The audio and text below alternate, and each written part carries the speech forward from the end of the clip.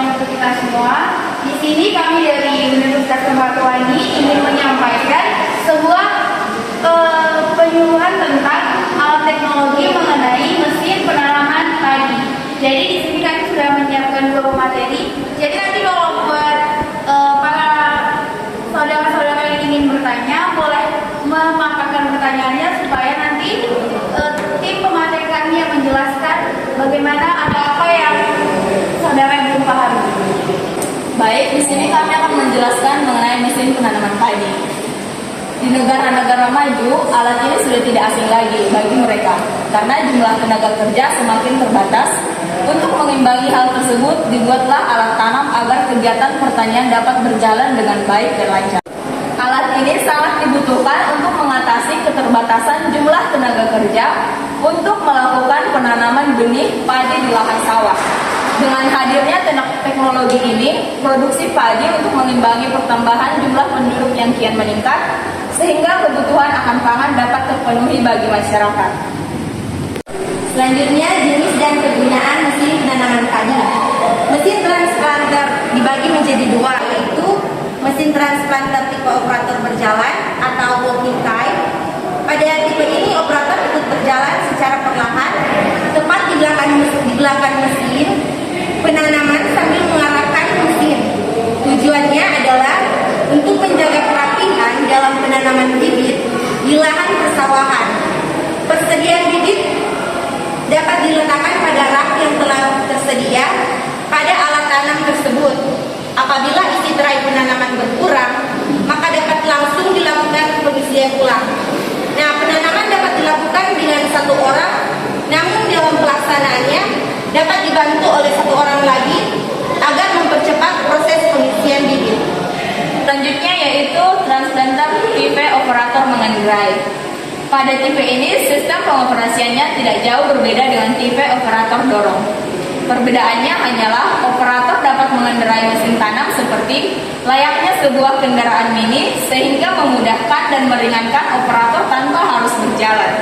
Dalam pengoperasiannya dibutuhkan tenaga pembantu untuk meletakkan benih pada tray pada saat kegiatan penanaman. Baik, di sini ada gambar bagian-bagian rice transplanter, yaitu yang pertama ada tali starter. Tali starter itu berada di bagian sini ya. Yang kedua itu pengarah. Pengarah ada di bagian sini ya. Yang ketiga tempat penyimpanan bibit ada di bagian sini. Yang keempat meja penanam bibit, yaitu yang ini. Bisa dilihat? Bisa. Yang kelima ada handle pengendali. Ada di bagian sini. Nah, selanjutnya yaitu lengan tanam. Lengan tanam itu ada terletak di sini, dan selanjutnya yaitu transmisi. Transmisi itu terletak di bagian sini. Selanjutnya yaitu pelampung. Pelampungnya ada di bagian sini, dan selanjutnya yaitu roda sirip. Roda sirip itu terletak di sini. Dan selanjutnya yaitu mesin penggerak. Mesin penggeraknya itu ada di bagian sini. Baik, demikian pemaparan dari kami. Mungkin dari saudara-saudara ada yang kurang jelas, boleh ditanyakan, kami persilakan. Saya ingin bertanya. Dipersilakan. Perkenalkan, nama saya Helmina Togela. Saya ingin bertanya, jika saya yang sudah memiliki alat tersebut, bagaimana cara merawatnya? Baik, terima kasih kepada Helmina untuk pertanyaannya. Silakan kepada pemateri untuk menjawab pertanyaan tersebut.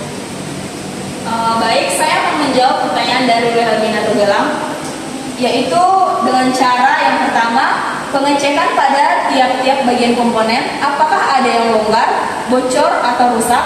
Bila ditemukan, segera dilakukan perbaikan atau penyetelan. Yang kedua yaitu pengecekan jumlah bahan bakar. Yang ketiga yaitu pengecekan jumlah dan kualitas oli, serta oli hidrolik dengan memerhatikan tongkat penduga atau kaca pengontrol. Yang selanjutnya yaitu periksakan semua fungsi komponen apakah bekerja sesuai dengan fungsinya. Bila tidak berfungsi, segera lakukan penyetelan atau perbaikan. Selanjutnya yaitu pemeriksaan kondisi tali, dan selanjutnya yaitu pemberian pelumasan pada bagian-bagian yang bergerak. Terima kasih kepada pemateri. Dikembalikan kepada saudara Helmina, apakah sudah mengerti atau ada yang kurang jelas? Baiklah, saya sudah mengerti. Jadi pada saat itu merawatnya, alat itu jadi harus diperiksa ya. Iya, sesuai dengan yang saya katakan tadi. Oh baik. Baik, terima kasih lagi kepada saudara Wilhelmina dan juga Pak Materi. Apakah ada dari saudara-saudara yang lain yang ingin bertanya kembali? Kami persilahkan. Perkenalkan, nama saya Hafiz Sandi Omar. Saya ingin bertanya yang di bagian mesin. Di bagian mesin itu kan ada roda sirip. Boleh kalian jelaskan bagaimana apa fungsinya itu roda sirip dalam mesin itu?